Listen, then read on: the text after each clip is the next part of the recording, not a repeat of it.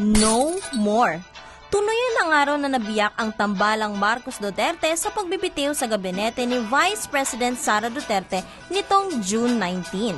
Irrevocable resignation ang isinumiti ng Vice Presidente. Irrevocable? Effective July 19, hindi na siya magsisilbi bilang DepEd Secretary at Vice Chairperson ng NTF-ELCAC. Sa kanyang press con, idiniin niyang hindi performance ang dahilan ng pagbibitiw niya.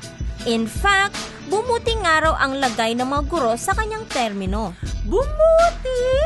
At mabilis daw na natugunan ang mga kakulangan sa eskwelahan. Natugunan? At napaganda pang araw ang kalidad ng pagtuturo sa public schools. Kalidad? Sabi ng Alliance of Concerned Teachers o ACT, para raw nabunutan ng tinatawag nilang tinik sa tagiliran ng mga guro ang pagre-resign ng DepEd Secretary. Kasi naman daw, imbis na siguruhin ang kapakanan ng mga guro, abay, dagdag red tagging daw ang natatanggap nila mula sa Secretary.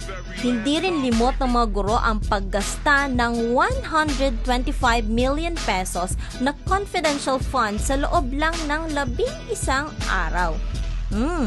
Mystery. At ngayong whiz na ang unit team, asahan daw ang mas matinding birahan ng magkabilang kampo sa mga susunod na buwan, sabi ng ACT.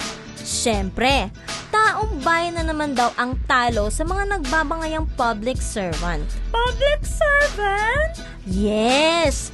Public servant. Meaning, dapat lang na inuuna ang serbisyo publiko kaysa sa pwestuhan sa politika at pansariling interes. Diba? O siya, dito na lang muna hanggang sa susunod na balita with Philip!